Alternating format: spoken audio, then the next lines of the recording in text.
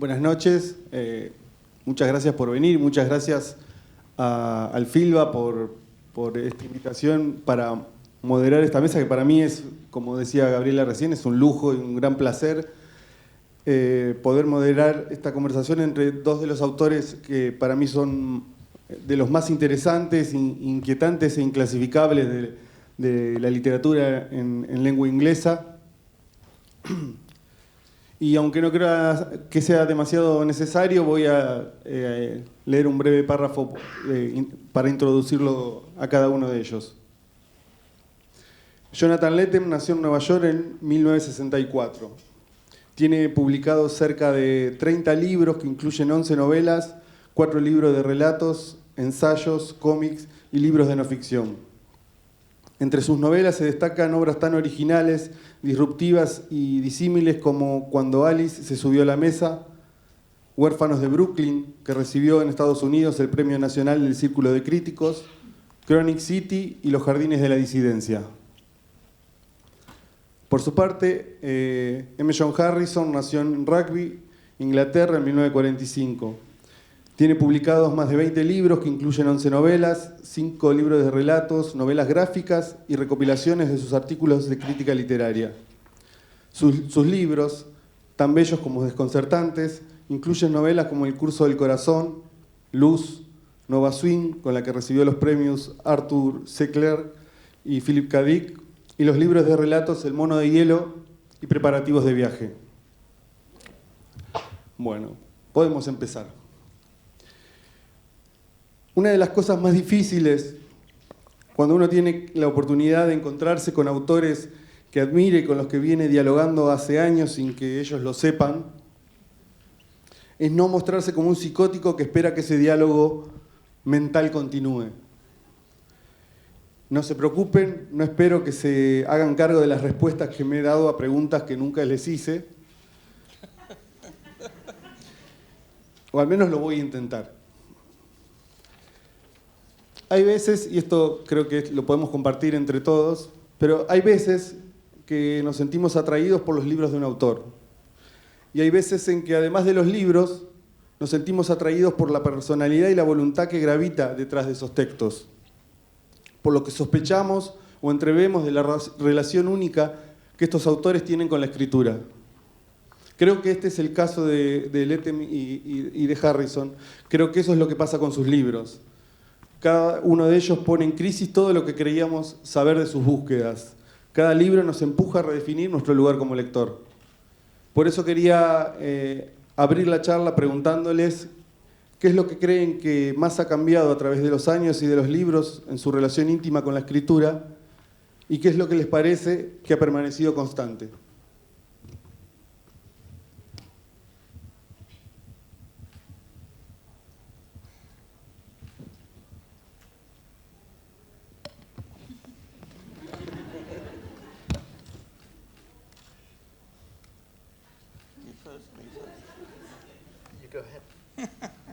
Okay. I began as a writer of science fiction, and at a time when a science fiction novel was defined as being 50 to 60,000 words long and having a quite rigid form of content. And I was taught to write into that form by very specialized and successful writers of that kind of fiction at the time. So I learnt very quickly over a couple of years, 2 or 3 years, what I didn't like, which was that form of writing. And I immediately began to look for ways to disrupt those forms, and I spent perhaps a decade in a sense trapped between a kind of fiction I didn't want to write and a condition in which I wasn't sure what I did want to write, which is an evil place to be, I can tell you. It's not very satisfactory to your personality, to your sense of yourself. And then I decided to give it up completely. I put the fiction that you see now, we did that. We made him do that. But by force of will, sheer force of will.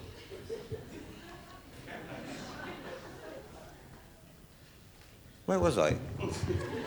You were trapped in an evil place. I was trapped in an evil place. You see, this is how fiction is structured. This is how we write fiction. I was trapped in an evil place, but with one bound, I was free. Actually, it wasn't a... You just needed a distraction to get free. Yeah. But that, so much of writing is sleight of hand, isn't it? You see, we distracted the audience's attention with this kerfuffle here, and now we're off somewhere else. I packed it in for 2 or 3 years. I put everything that I had finished in a drawer, because in those days, manuscripts were on paper, and so you could put them in a drawer.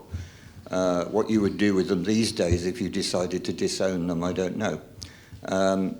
I put them in a drawer, and I decided that I would not write or sell anything until I had found out what I did write and who I was. And I learnt to do that in 2 ways. Firstly, I gave up writing and I went rock climbing instead. And let me tell you, it was more fun. It's fun because it's a sport. It gets you out in the fresh air, which writing does not. And also, you could fall on your hip from 30 feet up, 70 feet up, and that would be interesting if painful. The second thing I did was to read a lot of literary criticism, to go into, with more or less success, the prevailing critical theory of the day in Europe, and at the same time read back into modernist fiction what I think of as proto-modernist fiction, the modernists who came before, say, Virginia Woolf. And by the time I'd finished that, and by the time I had become a climber rather than a writer, I decided that I could start writing again, so I wrote about climbing. That was a huge mistake, because it's a huge mistake to give up writing and then start writing about the thing you gave up writing to do. I got 1 book out of it, and it's probably the best book I wrote, to be honest. It's a book of completely experiential reportage of what it's like to be a rock climber in the early 1980s in Great Britain. So it didn't have a huge audience, let's be honest. But it did win me a prize, and it did change my career completely. Because by the end of it, I did know who I was, and I have been able to develop that writer inside me ever since. And I continue to do that until today. So I do remember the question, and I will sort of try to answer it. But I want to work off of some of Mike's descriptions, because it's actually an interesting place for me to build a description of how I started out, but also describe how I became familiar with Mike's writing and what it meant to me, because it was emblematic of a kind of writing I imagined was a kind of writing that I was very drawn to. It was, in a way, I founded my own writing life on a mistake. I took this crisis that Mike describes, which I think was true for a lot of writers in your generation. Yeah, it certainly was. Who were involved with genre. I took it as a positive attribute. I thought the struggle that I see in J.G. Ballard and in your early work, and in some US-based writers like Thomas Dish and Joanna Russ and Samuel Delaney, to elevate the genre materials that were still entrenched in a kind of pulp rigidity, and also were suffering the kind of indignities of being ignored by serious readers in many ways. Yep. I took that struggle as a site of enormous possibility. Yeah. I thought it had been opened up, in a sense, by your struggle, and I wanted to be one of those writers. And I was equally interested in writers like Patricia Highsmith and Raymond Chandler, who had struggled from within the crime field to, wrench open a space where it bridged to something more traditionally literary, in both in its result and in its in the response to it. And I was excited by the Verconium trilogy, and even by Centauri Device, which I think is a book you Not my favorite book of mine. I somehow I knew that. But I'd also read Climbers, which is, you're very modest about it, it's a marvelous novel. And that you'd done both meant more to me than I could explain. It was very important to me that some writers had done more than one kind of writing. Somehow that seemed to be crucial. And I also liked certain eccentric writers like Thomas Berger in the US, who'd written from within a kind of eccentric self-appointment of his own. He'd written crime novels and science fiction novels and a Western, and he kept trying to do peculiar, different things. And they were books that took a lot of energy from vernacular US culture, from the movies, and from just the energy of small town talk and of the lingo, Americana, and yet also had this self-conscious, elaborate literary quality to it. And I wanted all of these things to mingle in my own work. I wanted the energies that I was attracted to in the genre reading I was doing, but also in comic books and film, to invest in something that would be visible or credible for want of a less pretentious term, in a literary context. Yeah. And the other form of nourishment I took, or encouragement I took, was the idea of international literatures where these conditions were arranged differently. And specifically, Borges' Cortazar, but also Kobo Abe in Japan and Angela Carter in England. Kobo Abe, yeah, what a writer. Yeah. Incredible. Yeah. And I thought, and Stanislaw Lem in Poland.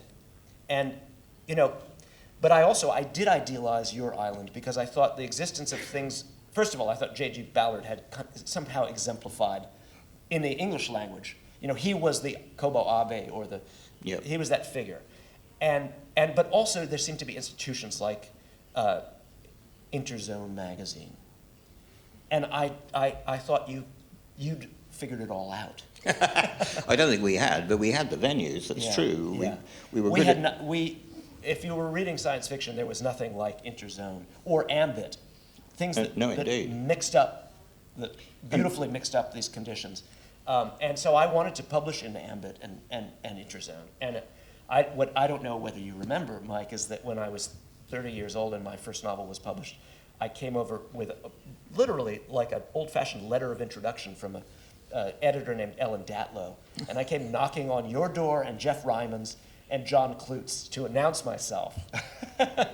and I insisted that you give me a cup of tea and encourage me. Did we? You did, absolutely. Yeah, you're all good. very polite. Nobody knew what to say or how to send me away. But I really felt that there was something about the situation in England that was ahead of, that Thomas Dish, for instance, who was totally frustrated in the U.S., made more sense and was more comfortable, in Great Britain. And yeah.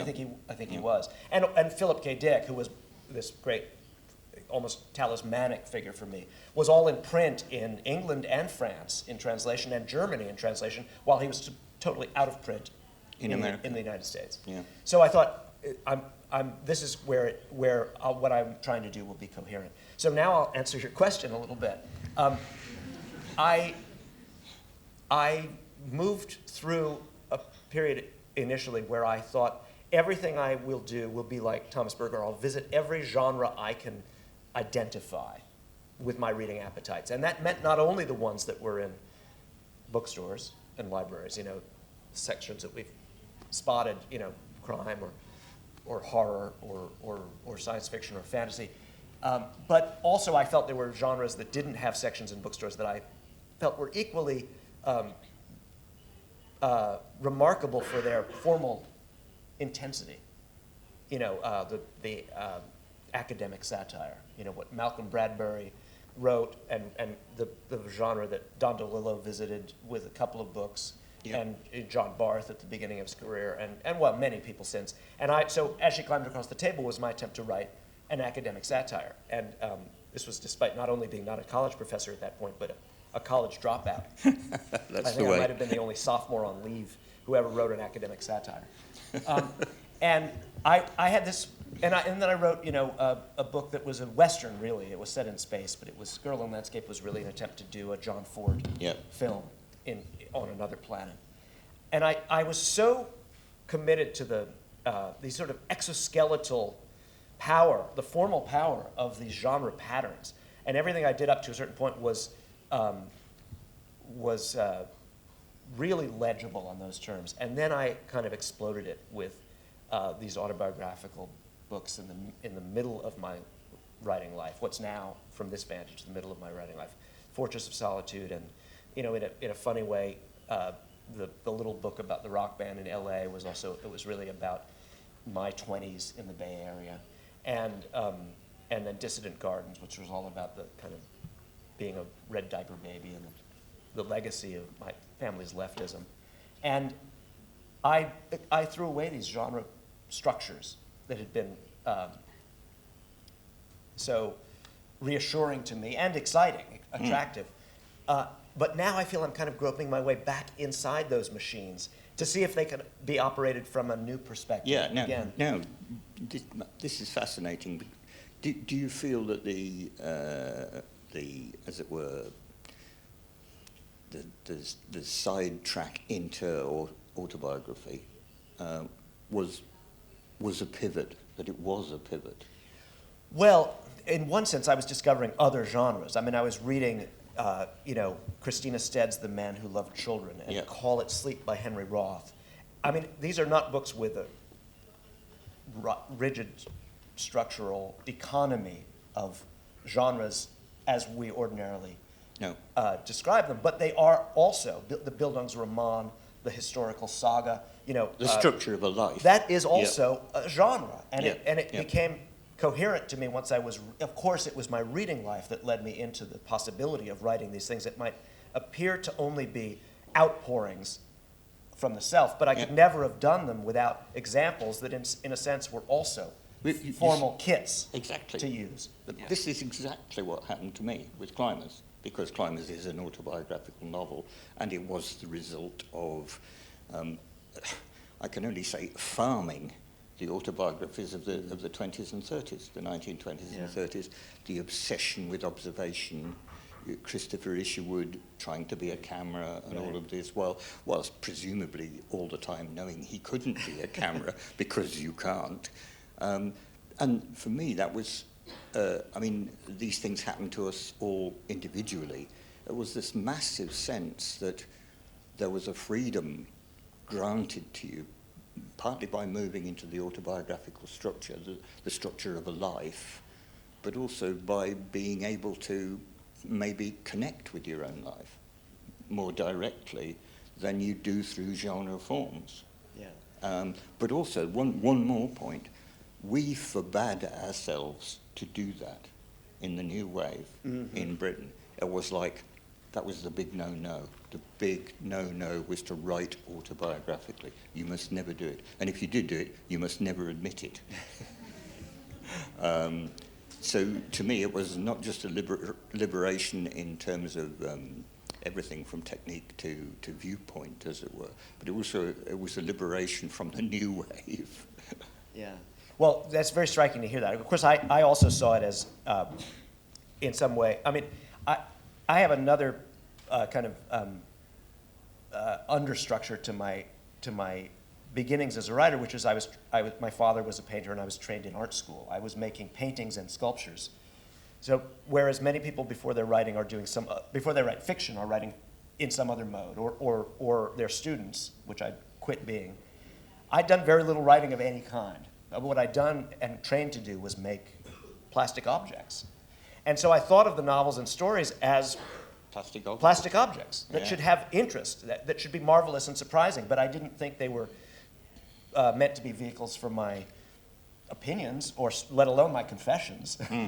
They were meant to be kind of, you know, offerings, toys, useless but charming new objects. Yeah. And so it was very slow for me to think of writing as a way to talk about myself. But then, having broken that inhibition, the earlier novels started to look to me like allegorical, autobiographical pieces. As they do. I saw all sorts of elements of myself that had insisted on finding their way in.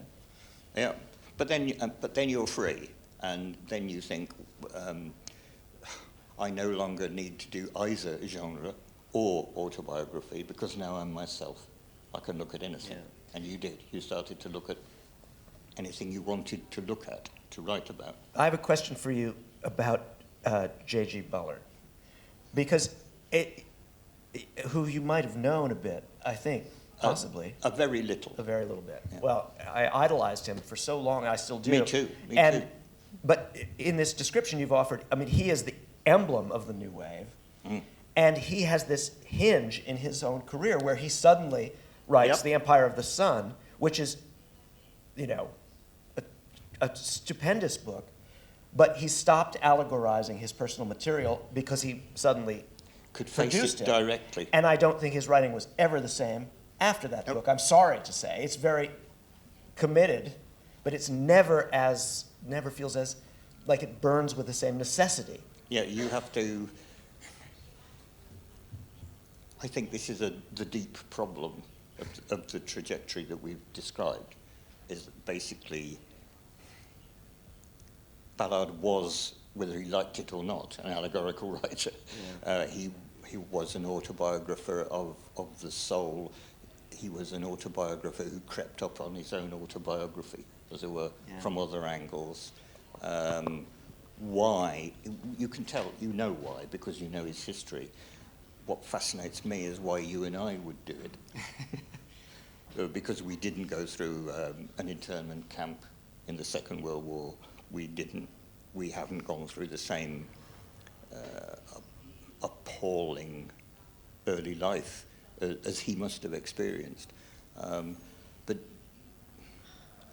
This raises a question I have for you, because I don't know your life story so well. Is there any form, obviously not grandiose like Ballard's, but is there a form of dislocation or reframing in mid-childhood for you? Were you moved somewhere, or was there a massive breach in your experience as a child? Because I was once in a conversation with a bunch of US science fiction writers, and they began comparing notes and arrived at this consensus that being shifted and reframing kind of the sociology of childhood at some point was a predicate for choosing to write science fiction, because you saw this, you had double vision.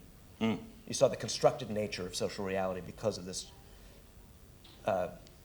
whatever it was, this gulf or breach or trauma. In fact, I think they work together to a degree. If you've read any science fiction as a young person, you've already been given that sense of alienated distance, as it were, as an attractive proposition. The only thing that happened to me was that my father died when I was about 13, and curiously enough, that's when I began to write. My mother died when I was 14, and that's when I began to write. Yeah. So there you go. Yeah. Well, should we ask? Yes, let's hear what he has to say. Sorry, we'd forgotten you were here. No, por favor. Tengo dos dudas. En principio, entonces Viriconium no existe. Eso. Yeah, I can confirm that. Yeah. Oh, and will you repeat that? Si Viriconium no existe. Oh, no me quedó claro si Viriconium existe o no.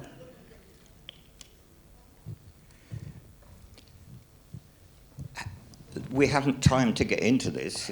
It took me like 5 years to write the trilogy, and I still couldn't be certain. I can tell you that there is a place called Viroconium, which is in Shropshire. It's an old Roman settlement. In fact, it's less a settlement than it was an army camp on what has now become a major road into Wales. And it was designed to control the natives. But in the late 1800s or early 1900s, a poet called Mary Webb wrote a poem which began with the words Virocon, Virocon, Viroconium. And I was fascinated by that as a kid. It was a magical kind, it was an incantation. So when I came to write Viroconium, I changed one letter and then created a city which had absolutely nothing to do with Romans or ruins of that sort whatsoever. The only other link to reality in that sense, in this historical and geographical sense, is that I was stuck for fantasy names. Fantasy naming is a big problem, especially when you're young. How do you invent a name? So I decided not to. I would get out a map of Great Britain, and I would literally stab pins into it. And wherever the pin stabbed, I would use that place name. I would try to make it a character name instead, or I would hear a character name, or I would read a name from the back of a lorry, and how shall I say, steal it, basically. So I stole a lot of names from Shropshire because I liked the sound of a lot of them. I'd never been to Shropshire. I never intended to go to Shropshire. I now live less than 10 miles away from Viroconium, among all those names. So when we drive out to go shopping on a Saturday, we drive past Viroconium places. And this is really disturbing to me. Because there have been other instances during my writing life where I have realized you should actually never write it down, because if you do, it will happen. So, I mean, to be serious about Viroconium, its job, its literary job, as it were, if it had one, was to disrupt the almost basic relationship between the fantasy novel and fantasy geography, and also fantasy history. It seemed to me that the glib historical causalities of fantasy were a trap for the writer and the reader, and that the obsession with fake geographies, and particularly fake geologies, for some reason, that really annoyed me when I was 25. Why would you make up a geology when the world is like full of it? And so my first idea was to disrupt that whole sense of place on which fantasy is based, and to perhaps produce the sense of place without the fantasy, or the fantasy without the sense of place, to break that connection. I'm not going to say any more. Well, have you got anything to say about that? I'll wait for another question.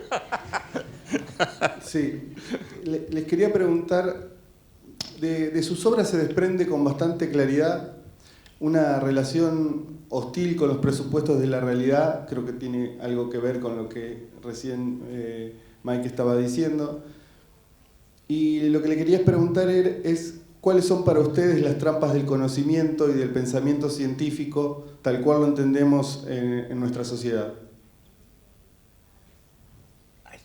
I think I've understood. It's about the reality nested underneath reality or within reality. Yeah. Do you hear me, everyone? Is this okay? Well, so I associate that description most of all with two of my novels, with Amnesia Moon and Chronic City. Great titles. Thank you. Really, yeah. And of course, I associate that sensation that one is trying to peel back the veneer and discover the underneath of the world, the structure behind the stage set of our experiences. I associate that very strongly with a writer I've already mentioned, with Philip K. Dick, who I was emulating quite nakedly early on, and Amnesia Moon is my most shameless attempt to work with his lexicon or his toolkit. But I also was reading a lot of the international, what I thought of as the international fabulators who I've mentioned, Cortázar and Kobo Abe. And there was a new kind of writing in English that was, I think, influenced differently. The exemplar of this for me at that time was Steve Erickson, who'd written 2 or 3 novels, Rubicon Beach and Days Between Stations, that absolutely enthralled me. And they were American surrealism, really, but using vernacular materials, using the materials of the road movie and the film noir and elements of Ballardian or Dickian science fiction landscapes. Kind of dreamlike, incoherent futures. And he took this to another degree that I really was excited by. But I also was sometimes perplexed by some of his language, which got very abstract. And I thought, with Amnesia Moon, I want to write a Steve Erickson novel, but take the abstractions out of it, and just have the dream material, kind of more like a B movie, less like a kind of a aspirational literary novel. And but all of these writers and some others that I care for greatly can convey this flavor, the scent of solipsistic or paranoid expose, that everything is being generated by a disturbed mind. I mean, this is also true of Doris Lessing's Memoirs of a Survivor. There's this tradition. In a way, it's the uncanny. I used to have a weakness, I thought, in a way, for stories like Rod Serling's Twilight Zone, where there would be a twist and everything would turn out to be a kind of a fiction. This is also Pirandello, 6 Characters in Search of an Author. This is kind of the baseline condition. And I didn't think that I had something new to say in that register, so much as I just wanted to play with that image, that ideal, that dream. I wanted to enter my own dream into that space, and see if I could do it too. By the time of Chronic City, which in a way it's a convergence of my my writing about New York City and my autobiographical depictions of circles of friends, staying up all night, taking drugs. It's a much more language-based kind of writing, where I'm interested in the surrealism not only within images that you can evoke, but within sentences, within word choices. Yeah. But I was still thinking, what if I could blow up the Steve Erickson novel or the Philip K. Dick novel, so that it was also kind of like a Saul Bellow novel, where the voice and the kind of unhealthy charisma of the characters is equally important. Yeah. So I don't know whether that's a sustainable idea, but I managed to write one book in that mode. Yeah, you did. Yeah. What fascinated me about this was that after maybe 5 years of the type of processes and perceptions that you've just described, I suddenly became aware that I had become less interested in the actual idea of a secondary, of a world underneath, as it were, a true world, a real world underneath, than in the epistemology of that. How do we get our knowledge about what the world is? Or rather, much more importantly to me, how can we trust our knowledge of how we get our knowledge? How is it possible to be able to say there is a world that we see and a world underneath it? How can you say that? How do you know? And from then on, I began to write characters who were terminally disoriented in that particular way and didn't know it. Because again, there is an epistemology of that knowledge. Yeah. How do you know that you're not knowing? How do you know that you're disoriented by not knowing? I came across the sociological concept of ontological disruption, of not being sure of how you get the things that give you your life, which marginalised people feel, and which even ordinary people can feel if they become even slightly marginalised. And I thought, well, from now on I'm going to, since I feel like this anyway, and since I've felt like this since my father died, basically, I think I would like to write about characters who are in this condition.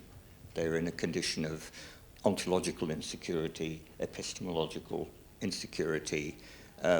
These are big words, but what it means is disorientation, I think.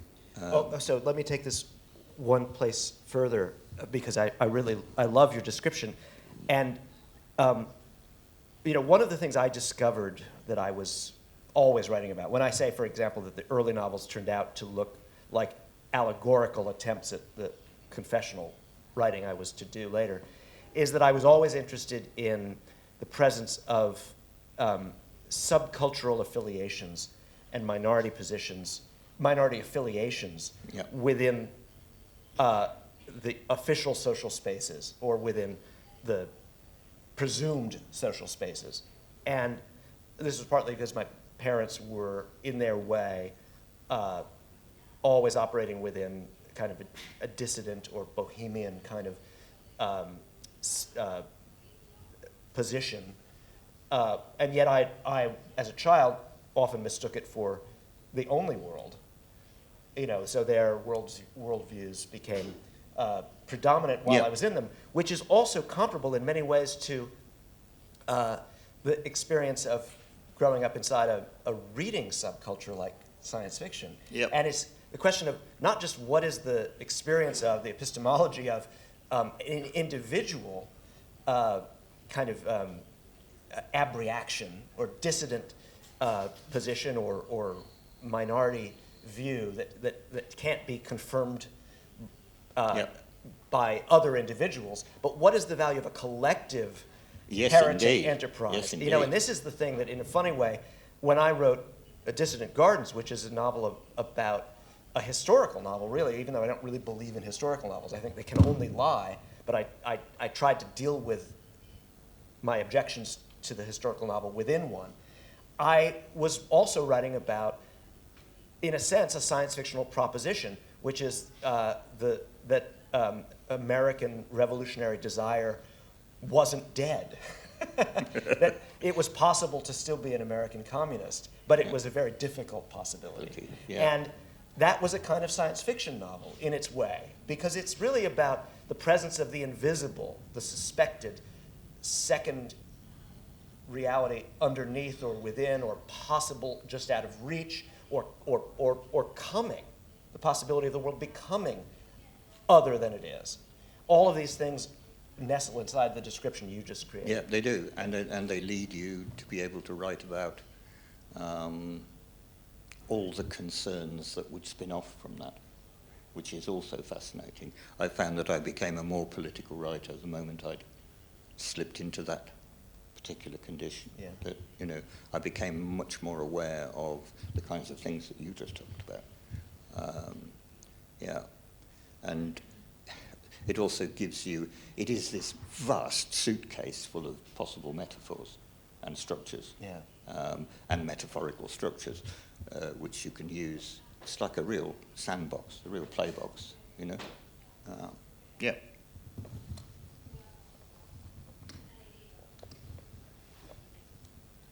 Respecto a esto que estaban hablando recién en relación al deseo revolucionario, me da la sensación de que los protagonistas de sus historias tienen una relación muy particular e intensa con el deseo.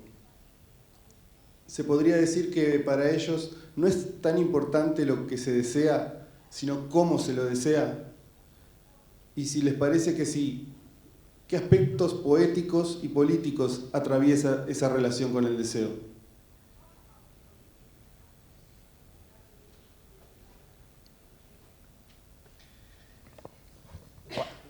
Wow, I love that question so much. How long have you got? I want to have a beautifully sufficient answer for it, but it almost answers itself. It's a description, I think, of something that means so much to me that I'm just hoping that anyone would perceive the same thing you have, which is that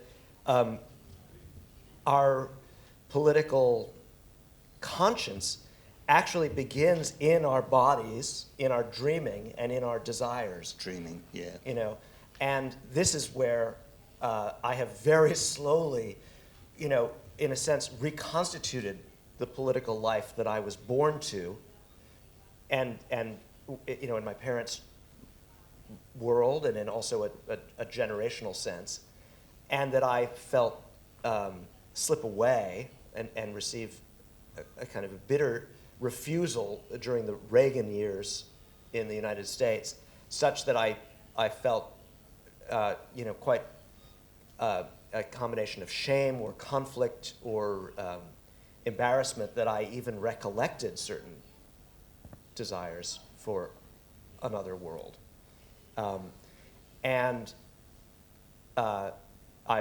It's merciful that I've lived long enough to see and experience a humbling reconstitution by people mostly younger than myself.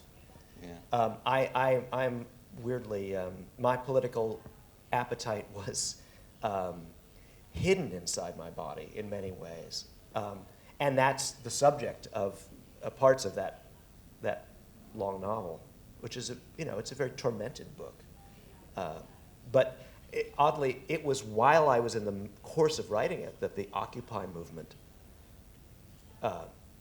erupted in New York City and elsewhere, and gave capitalism back its name in many ways. There suddenly was the possibility of simply being an anti-capitalist because it had been, I really think that the initial gesture was total. People will speak of its, the blowback or the resistance, and certainly there's been painful versions of blowback or resistance, but I think there was a transformative reconstitution, is the word I've used a couple of times, of the missing name. Yeah. Yes. It reinvigorated me. 2010, 2011. I suddenly felt angry again. Really, because that's how I express it. I was in a rage from then on, and I still am in a rage, but who knows where that will lead. To me, what's interesting about that question is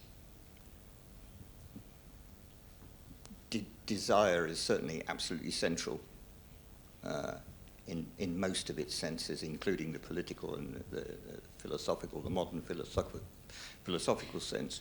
is certainly central to my stories, especially the short stories, and especially the light trilogy. But I've always tended to write about desire as the failure of desire. And I always tend to write characters whose ability to be desiring is rapidly fading, is rapidly evaporating. And I think about it too, I think in a very old-fashioned way, in a Gnostic way, that desire is a trap, that essentially many of the problems we now face are because they come to us as the revenge of desire, as it were. We've desired too much and we've got it. We have actually achieved many, many things that we desired. And we now don't know what to do with ourselves. I'm aware that's not a very left-wing position, by the way. I see that as piggybacking on my leftism. The two are separate. I think that's because essentially I am a kind of pessimistic character myself. But certainly in 2010, I felt the biggest surge of energy, political energy, that I've felt since 1968, really. I actually don't have a very good sense of what went on in England at that time. We had our equivalent. We had Occupy. But most of all, what we had was an explosion of young people who were really, really angry. They could see their, and they still can see their future evaporating. A future that was generated as a desire by the very system that's now evaporated it, that's not a good place to find yourself in at 20 years old. And that is going to make you angry, and it's also, I think, thankfully, sadly, but thankfully, it's going to cause you to make change, to begin to make change. And I think somehow the rest of us had lost the ability to do that, to think like that, to whether because of age or what, we had forgotten how to change things. We'd forgotten that things could be changed. And to have that back, to have the sense that things can be changed is astonishing. Yeah, it's a revelation, and it's another liberation, you know, one of those many liberations that life presents you with. Pensando en lo que hablaban los dos recién sobre la realidad tanto en Estados Unidos como en Inglaterra con estos movimientos, yo les quería preguntar que como ciudadanos del centro del mundo occidental, un centro que muchas veces, o casi siempre, para permanecer en el centro, siempre parece estar volcándose a la derecha. ¿De qué manera creen que la izquierda puede dar batalla?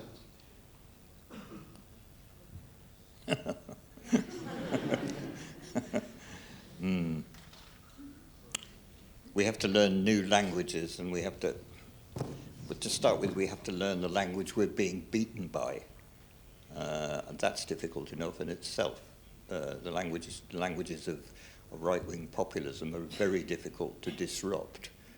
I do not and cannot think of any advice to offer about that, even though I've spent my life with language.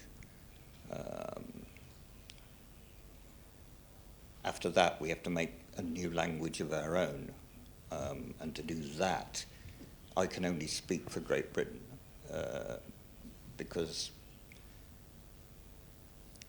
my knowledge of what goes on in the rest of the world is never going to be complete enough to be able to say anything. But in Britain, the left is very disconnected from itself. And the real problem is that if the left pulled together across the spectrum, from the far left to the centre left, then we would defeat the right in about a week. but nobody on the left will cooperate with anybody else on the left. And I think that's a very dangerous situation to be in, and many of us do. Meanwhile, we sit here wondering what will happen next. I think you guys probably have a lot more experience in dealing with that situation than we do.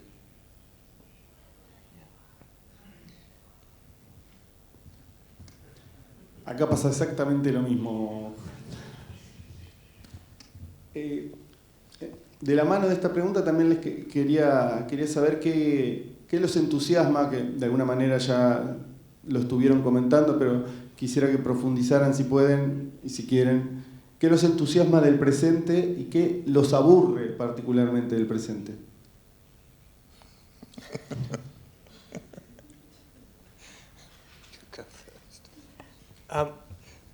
Well, yeah, there's really so much that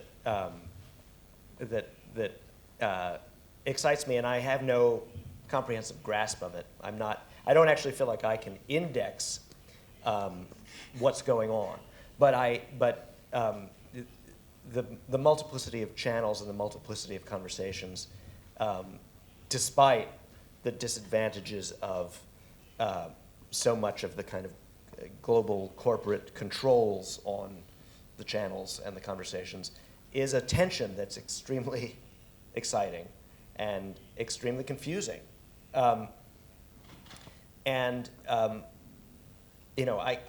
suppose exactly what's happening right now, that we're having a conversation that's, by its absolute structure, international, seems to me one of the most hopeful and exciting things that can possibly go on. Coming here, I feel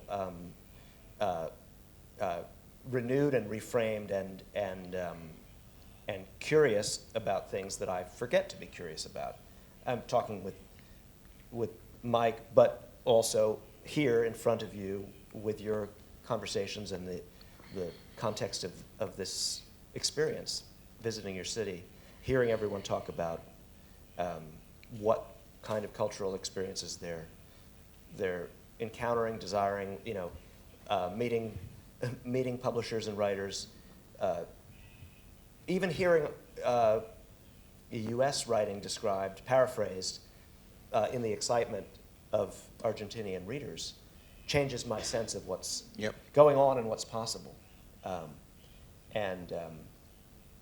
that seems to me, that to not react to global corporatism by a retrenchment into national identity.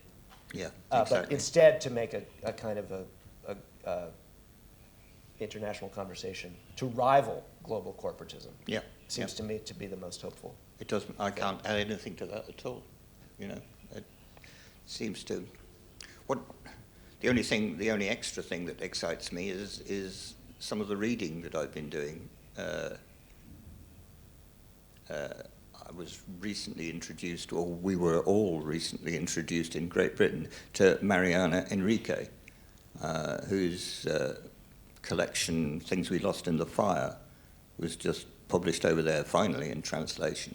Fantastic translation, brilliant book, but an eye-opener in terms of what you've just said in terms of being able to learn what the conversation was elsewhere and how it was being held, and how that might be applied. I've also been reading a fair amount of Mexican fiction and non-fiction. Over there, they're producing some very interesting ideas about, I think, what's called Gore capitalism.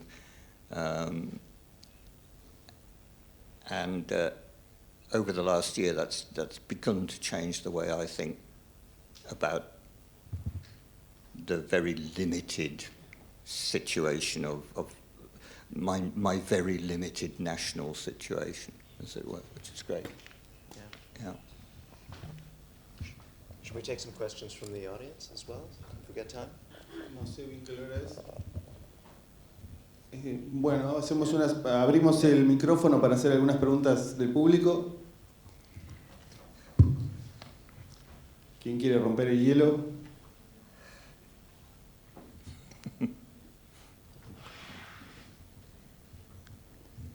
No, come on, somebody must want to break the ice and answer. Ask a question. Hello, nice to meet you.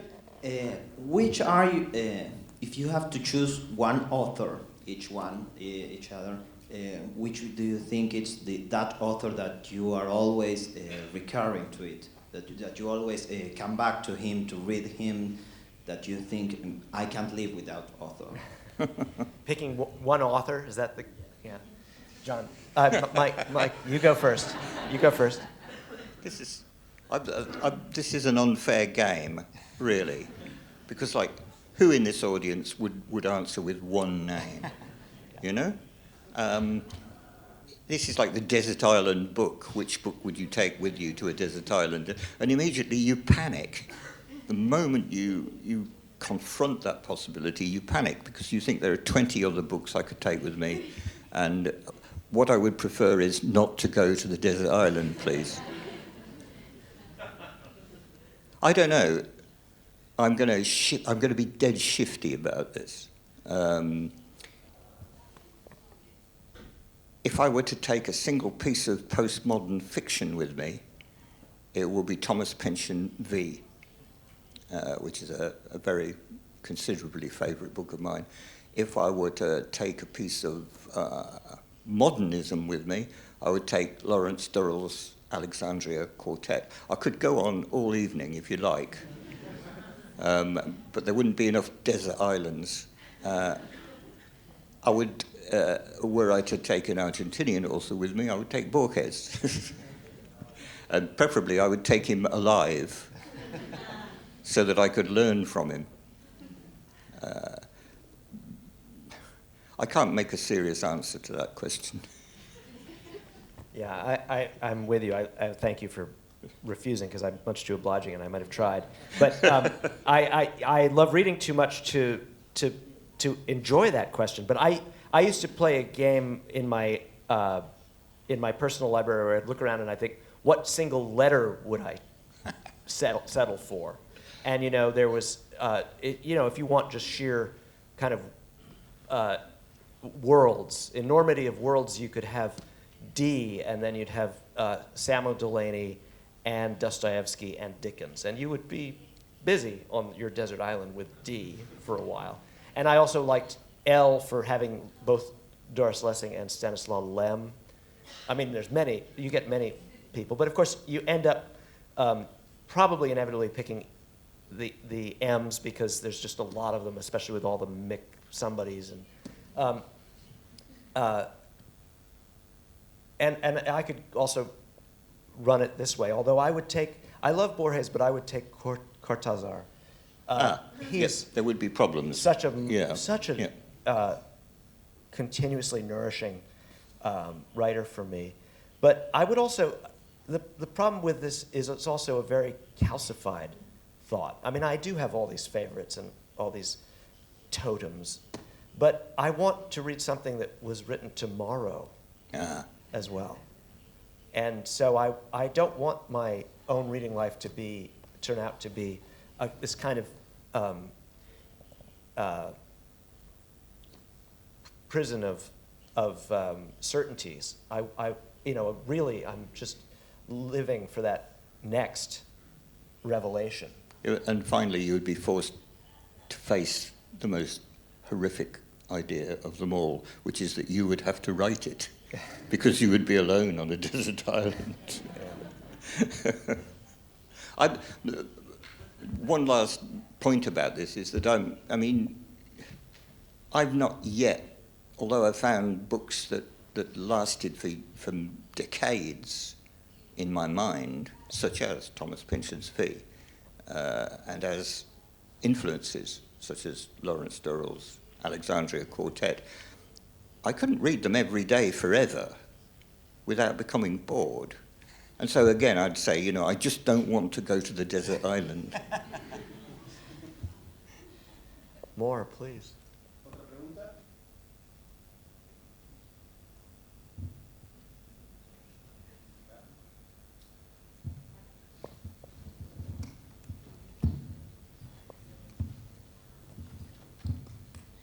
You spoke of the political moment as invigorating, I believe.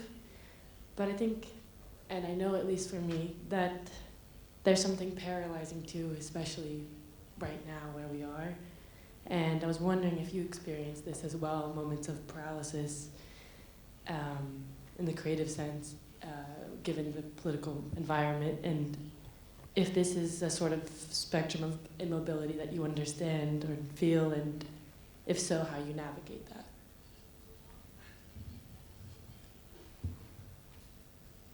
Yeah.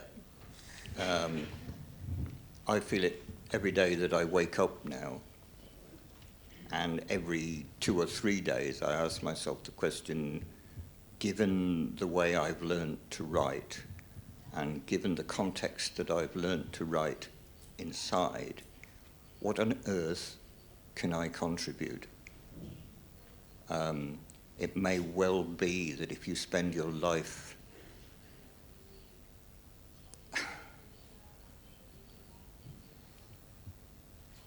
anticipating the disaster, you write fiction which is anticipatory of the disaster, but it tells you nothing about how to write once the disaster is actually happening around you. I know that is a pessimistic way to put it, but for me it's the answer to your question. I need to start writing a new novel. I'm putting it off because I want to see what happens, because I want to know where I'm going to be. I want to know what context I'm operating out of. Essentially, I want to know what I'm going to be writing about, how I'm going to be using fiction to slide who I am against what exists. And I find that, actually, if I think about it, I find that really quite frightening. I'm 75 years old. I've spent my entire career, my entire life, since 20, writing in a certain way to encounter a certain set of political circumstances, and they are blown away. So if anybody can help me with that, I'd be very grateful. I'm not sure how much I can expand on that really remarkable reply. It's the problem completely, and but there's also solidarity inside that problem, and this is where I'm tempted to reference the tension that is for me one of the defining descriptions of my experience, which is that I know everything I know tells me that I'm part of a species that is collective, intersubjective, that we make realities, we make communities, we make ourselves, what we mistake for our individual selves, out of the spaces between us and indeed. others. Yeah. And that this is the answer to almost every one of my loneliest and darkest thoughts, is that actually it's about moving forward with others in conversation. And yet, having achieved that, hopeful thought, I am also aware that I've chosen the most self-referential and isolated path within the human prospect in some ways, which is to try to speak about these intuitions alone in a room with nothing but the alphabet, along which I feebly run my fingers every day. And that's a very strange choice if you believe in solidarity and community. And my subject is often this very tension between the individual, the direness and also vanity of the individual consciousness, and the truth of our commonality and our reciprocity. And in this crisis that you're describing, the thing to locate is other people. And I think that's where even for the individual artist and the quite self-referential artist that is the novelist, that's still going to be the answer. Locating other people. Yep. Es inevitable preguntarles, frente a este panorama de lo que estaban planteando, ¿qué es lo que están escribiendo o tratando de escribir ahora?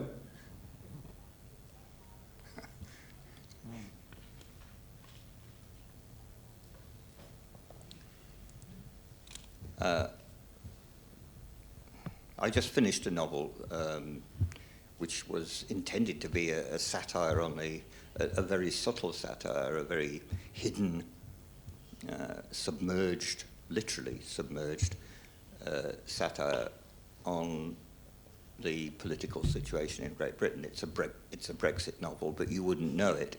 It seems to be a love story between two people who are both so completely narcissistic that they not only fail to, as it were, notice one another and make a proper relationship, but they fail to notice an alien invasion of Great Britain, which is basically what's happened to us over the last 10 years. But the problem is that would have been fun 5 years ago. That would have been a nice little satire 5 years ago.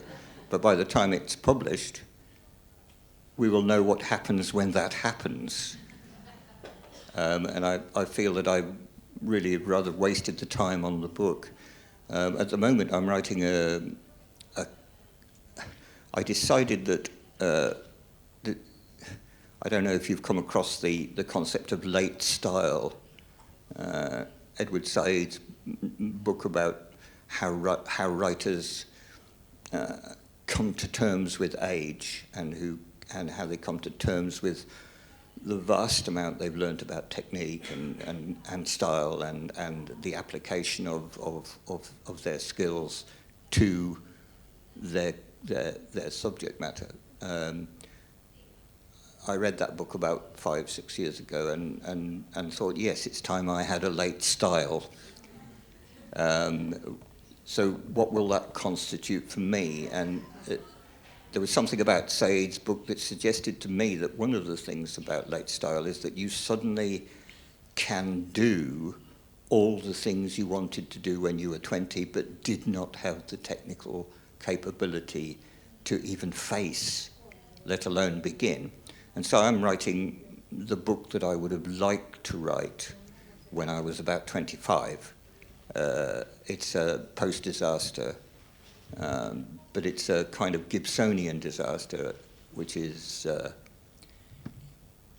based on the idea that the disaster is already here, it's just unevenly distributed. I'm doing that to mark time, because I feel also that not only is the satirical novel in a difficult position at the moment, the politically satirical novel, I think that the disaster story might be finished, because who wants to read disaster stories when they're living through a disaster? It doesn't seem to me to be the right kind of fiction for the time, but it's something to do. And I'm also writing a lot of potential short stories. I hesitate to call them ghost stories, but that's what they are. I decided that actually, while I had spent my whole life thinking that I was haunted, I was actually the ghost, haunting other people's lives. And so I've begun to write a kind of series of, again, subtly hidden, submerged ghost stories about haunting other people's lives without knowing that that's what you're doing. At the moment, that seems to me to be a subject matter that I can enter without the problems that we've just described, but at the same time say something that might actually address a kind of massive dislocation that I feel politically. So that's what I'm doing. Well, it's very interesting. I can describe what I'm trying to finish a novel. It's not finished, but I have a draft of it. that's in a way, it comes out of a thought about I mean, I said earlier that I've been wanting to return to some of the vehicles, some of the formal vehicles of the genres that I began entranced by. And this is a version, in a way, of a Ballardian, classic new wave or 60s or 70s era eco-catastrophe. Brilliant. But what I realized was that I wasn't writing a post-disaster book. I was writing so I'm going to introduce a very strange term late into this conversation. One of the things I realized I did when I saw the word written down was that I'm a meta-generic writer. I sometimes write genre novels that are about the genre. Yeah. And that I was writing a deliberately cozy catastrophe. That I was, because I was perceiving the end of the disaster novel, as your remark suggests, all of them start to look to me like consolation stories. Yes, they're actually positive fantasies. They're fantasies of renewal and destruction, yep. and purification and simplification. And so this didn't seem to be something that I saw as relegated to merely the famously cozy catastrophes like John Christopher, but in fact it covers even the direst ones. Yes. That all the Philip K. Dick novels I'd been relishing all my life were really consolation books, and that real dystopia and real catastrophe was much worse than any novel could ever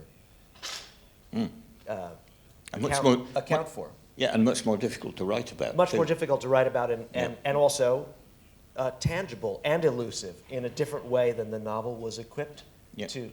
Now that we recognize that the prophecy is not a prophecy, it's a description of a world we're enmeshed in, and has been for quite a while. How do we make these distancing thought experiments meaningful? Well, I thought it's metageneric. It's about the desire for stories of renewal, catastrophe, purification, reset. Yeah. So I wrote a kind of a reset book, but it's a conundrum in some ways. I'm still working it through. Yeah, it's fascinating that we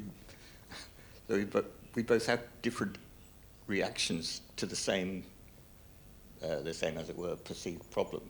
Because my first thought was, given that everything that you've said about the disaster story, the cozy catastrophe particularly, the fact that all catastrophes are cozy, my first thought was, how do I disrupt that technically? Because it's all I can think of to do. Yeah. And I think that that's why I'm obsolete. I honestly do think that that's why I'm obsolete. The time for writing technical deconstructions of forms is sort of over. In a way, in some way, we all have to become journalists. It's funny, I was just about to use the word witnessing. Yeah. I feel like the real next task is, Yep. Especially as one ages, we're bridges in time. I mean, you have 20 years along a bridge further than I do, but I already feel at 55 that most of what I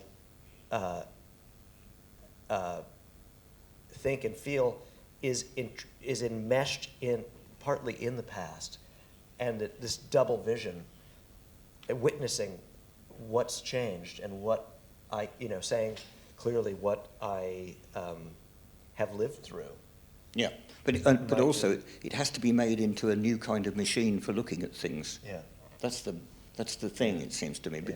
because otherwise it's simply retrospection, and I couldn't face that. Yeah, no, but I'm thinking about the kind of novels that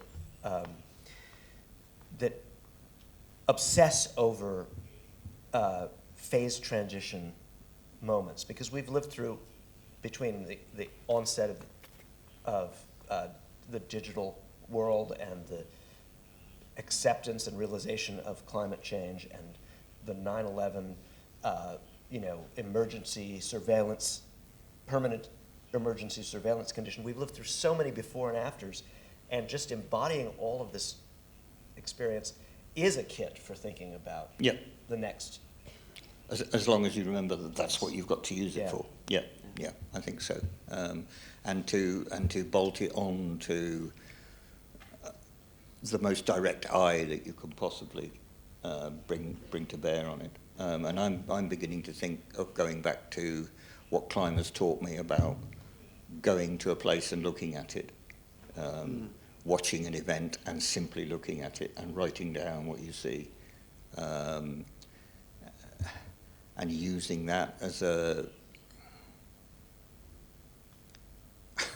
I hesitate to say this, but I think we have to become war reporters of a sort. Anyway. This is not to be. We shouldn't be too pessimistic. You and me together, we get very tired. Yeah. Stop us now. Stop us before we kill again. Lo único que les voy a pedir ahora, antes de terminar, lo único que les voy a pedir es que, pese a todo, sigan escribiendo, porque al menos hasta que lleguen los extraterrestres. Después de eso puede ser que ya no sea tan importante, pero por lo menos hasta que lleguen. Yes, quite. Sigan escribiendo. Les queremos agradecer mucho todo este tiempo, todo lo que nos han brindado, y agradecerle también a todos ustedes por haber venido. Espero que hayan disfrutado tanto como yo de la conversación, y espero que sigan con las actividades del Filba. Muchísimas gracias por todo. Thanks so much. Thank you. Thank you.